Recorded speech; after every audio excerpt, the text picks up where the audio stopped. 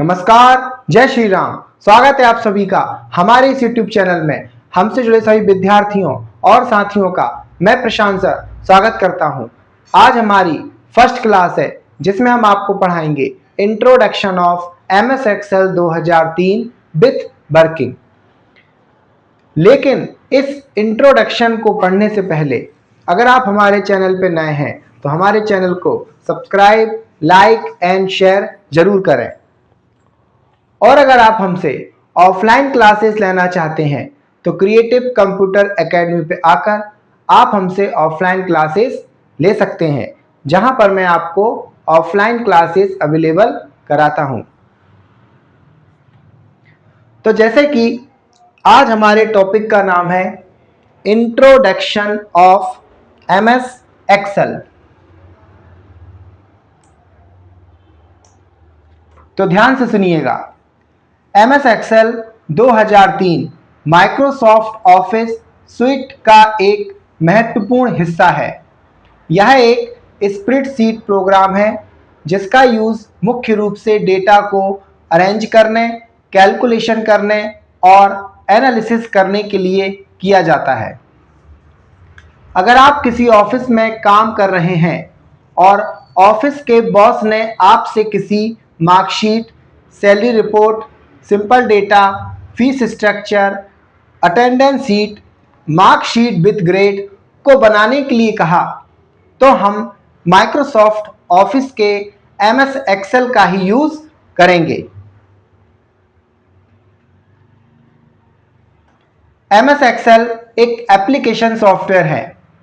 MS Excel Microsoft office का ही एक भाग है। MS Excel एक स्प्रेडशीट या वर्कशीट प्रोग्राम है जिसमें डेटा रो और कॉलम में अरेंज होता है। माइक्रोसॉफ्ट ने MS Excel का फर्स्ट वर्जन 1.0 को 30 सितंबर 1985 में एप्पल कंपनी के मैकिन्टॉश ऑपरेटिंग सिस्टम के लिए बनाया। माइक्रोसॉफ्ट ने अपने ही विंडो ऑपरेटिंग सिस्टम के लिए MS Excel का अगला वर्जन 2.0 वर्ष 1987 में बनाया था और फिर MS Excel को वर्ष 1990 में MS ऑफिस पैकेज के साथ जोड़ दिया गया। MS Excel 2003 का एक्सटेंशन नेम .xls होता है क्योंकि इसमें बाइनरी फाइल बनती है।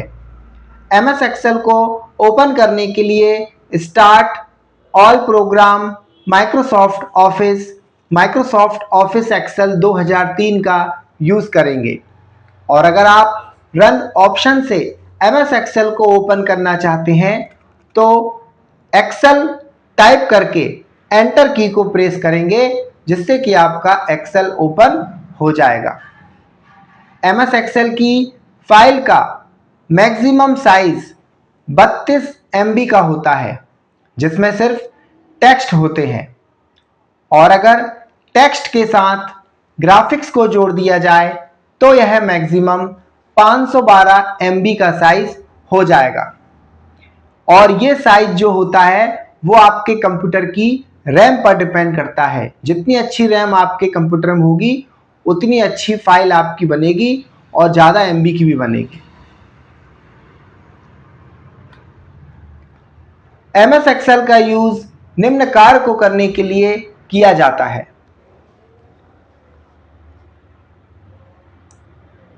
डाटाबेस तैयार करने में, डेटा को अरेंज करने में,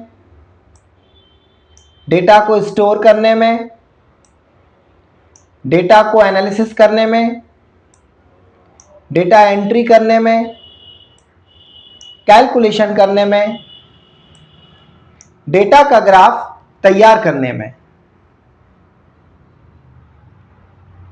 जब आप MS Excel को ओपन करते हैं तो हमें निम्न IDE दिखाई देता है। यहां पर IDE का फुल फॉर्म है इंटीग्रेटेड डेवलपमेंट एनवायरनमेंट। और वो IDE के अंतर्गत कौन कौन से ऑप्शन आते हैं? तो इसमें आपको वो सारे बार एंड टूल बार के बारे में बताया गया है। तो सबसे ऊपर आपके डिस्प्ले होती है टाइटल बार। यह है आपकी टाइटल बार। टाइटल बार के नीचे आपको डिस्प्ले होती है मेन्यू बार। ये रही आपकी मेन्यू बार।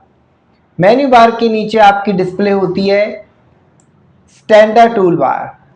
ये रही आपकी standard tool bar. Standard tool bar के नीचे आपकी डिस्प्ले होती है फॉर्मेटिंग टूल बार। ये रही आपकी formatting tool bar. Formatting tool bar के नीचे आपकी डिस्प्ले होती है फॉर्मूला बार। ये रही आपकी फॉर्मूला बार। फॉर्मूला बार के नीचे और बीचों बीच आपकी शो होती है वर्कशीट। ये पूरी आपकी वर्कशीट है। वर्कशीट के नीचे आपको दिखाई देता है स्क्रॉल बार। ये रहा आपका स्क्रॉल बार। स्क्रॉल बार आपके दो होते हैं, हॉरिजॉन्टल भी होता है और एक वर्टिकल भी होता है। स्क्रॉल बार के नीचे आपका होता है ड्राइंग टूल बार। तो ये रहा आपका ड्राइंग टूल बार। और ड्राइंग टूल बार के नीचे आपकी होती है स्टेटस बार, जिस पर ये रेडी लिखा रहता है। ये रही आपकी स्टेटस बार। तो 9 चीज़ों से मिलकर आपका एक्सेल बनता है और इसमें 9 ही आपके मेन्यू सिस्टम होते हैं। इस स्लाइड में आपको सभी टूल बार के बारे में इंडिकेशन है और हर चीज़ के बारे में आपको यहाँ पर बताया गया है। एक्सेल, जैसा कि हमने आपसे बोला है कि जो एमएस एक्सेल है वो कई सारी रो और कॉलम का कॉम्बिनेशन होती है। इसमें आप किसी भी प्रकार के डेटा से रिलेटेड, टेबल से रिलेटेड वर्क को करते हैं। तो जो आपकी एमएस एक्सेल की वर्कशीट होगी, उस वर्कशीट में नंबर ऑफ कॉलम कितने होते हैं। तो अगर आपसे कोई पूछे कि एमएस एक्सेल 2003 में कॉलम कितने होते हैं, तो आपको आंसर देना है 256। एमएस एक्सेल की वर्कशीट में 256 कॉलम होते हैं और कॉलम को इंडिकेट किया जाता है ABCDE, और जब Z हो जाएगा तो AA रिपीट होगा। और सबसे आखिरी में जो आपका होगा 256वें कॉलम पे, वो होगा आपका IV।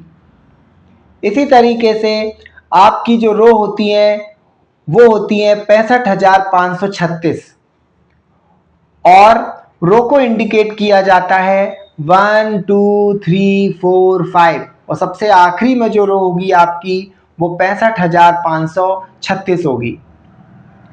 जब किसी कॉलम और रो को मिला दिया जाता है तो आपकी बनती है एक सेल, और एक्सेल में जो आपकी सेल होंगी वो होंगी 16 3 बार 7 216, आगे 16 पीछे 16। अगर आप number of column number of row को इनटू कर देते हैं तो आपकी नंबर ऑफ सेल्स आ जाती हैं। तो खड़े में होते हैं आपके कॉलम, ये खड़े में होते हैं आपके यहाँ पे कॉलम, आड़े में होती है आपकी रो और किसी एक खंड को बोलते हैं सेल। तो यहाँ पर ये सारी चीज़ें आपको इंडिकेट की गई हैं।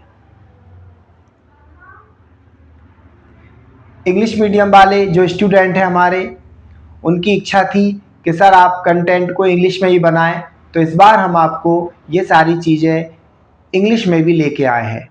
तो इंग्लिश मीडियम वालों के लिए ये स्लाइड बहुत काम की है, जहाँ पे आपका introduction of MS Excel, features of MS Excel, then use of MS Excel दे रखा है। अगर आपसे कोई पूछता है कि MS Excel का प्राइमरी डेवलपर कौन है, तो जो आपको नीचे तस्वीर दिखाई दे रही है, ये तो आपके माइक्रोसॉफ्ट के फाउंडर हैं बिल गेट्स, पॉम एलन। लेकिन फिर भी अगर आपसे कोई पूछे कि एमएस एक्सेल के प्राइमरी डेवलपर कौन है, तो आपको एक नाम याद रखना है, चार्ल्स सिमोनी। इन्होंने ही आपके माइक्रोसॉफ्ट एक्सेल का डेवलपमेंट किया था। ये रहे आपके use of MS Excel English medium वाले बच्चों के लिए, जिसमें कि आपके उसके फीचर्स लिखे हुए हैं, एक सिंपल एग्जाम्पल दे रखा है, कॉमन यूज़ दे रखे हैं और बेनिफिट्स ऑफ यूजिंग एक्सेल 2003। जब भी आप एमएस एक्सेल पे कोई वर्क करेंगे तो आपके पास कुछ शीट होना ज़रूरी है। तो मैंने यहाँ पर आपको 6 सीटें क्रिएट करके दिखाई गई हैं। नेक्स्ट क्लास में इन सभी 6 की 6 सीट्स का मैं आपको प्रैक्टिकल कराऊंगा। लेकिन सबसे पहले आप यहाँ पे इसको समझ लीजिए कि आपको फर्स्ट सीट बनानी है कौन सी, क्रिएटिव कंप्यूटर एकेडमी मार्कशीट। तो ये रहा आपका स्ट्रक्चर, देन ये रहे उसके फॉर्मूले। सभी बच्चों को ये फॉर्मूले एकदम परफेक्टली याद होना जरूरी है। नेक्स्ट जो शीट रहेगी आपकी, वो रहेगी आपकी creative computer academy salary report. तो ये रहा उसका स्ट्रक्चर, देन नीचे रहे उसके सभी फॉर्मूले। नेक्स्ट शीट आपको बनाना है creative computer academy simple data entry. तो ये रहा इसका स्ट्रक्चर, देन इसमें आपका कोई भी फॉर्मूला पुटअप नहीं होगा। कई बार ऐसे वर्क भी आपको एमएस एक्सेल में करने होते हैं जिसमें कि आपको कोई भी फॉर्मूला पुटअप नहीं करना होता। तो इसमें आपका कोई भी फॉर्मूला नहीं है, सिंपली आपको रिकॉर्ड इनपुट करना है। नेक्स्ट स्लाइड है आपकी creative computer academy fees structure. तो ये रहा उसका स्ट्रक्चर, देन नीचे रहे उसके फॉर्मूले। Next creative computer academy attendance seat. तो यहां पर इसका दे रखा है स्ट्रक्चर, देन नीचे आपका कोई भी फॉर्मूला पुटअप नहीं है। हमने आपसे कहा है कि कई बार कुछ वर्क ऐसे भी आएंगे जिसमें आपको कोई भी फॉर्मूला पुटअप नहीं करना है। और सबसे लास्ट में आपको बनाना है creative computer academy marksheet with grading system. तो ये रहा उसका एक स्ट्रक्चर, देन नीचे रहे इन सभी के फॉर्मूले। आपको सभी फॉर्मूले परफेक्टली याद होना जरूरी है। जब तक आप ये सभी फॉर्मूले परफेक्टली याद नहीं करेंगे तब तक आपको नेक्स्ट क्लास समझ में नहीं आएगी। इसलिए ये सभी फॉर्मूले या तो आप अपने रिकॉर्ड में लिख लें या फिर आप इनको अच्छी तरीके से याद रखें। अगर आप हमसे ऑफलाइन क्लासेस लेना चाहते हैं तो क्रिएटिव कंप्यूटर एकेडमी पे आकर आप हमसे ऑफलाइन क्लासेस ले सकते हैं। और अगर अभी भी आपने हमारे चैनल को सब्सक्राइब नहीं किया है तो आप हमारे चैनल को सब्सक्राइब कर लीजिए। तो आज के लिए बस इतना ही। जय श्री राम।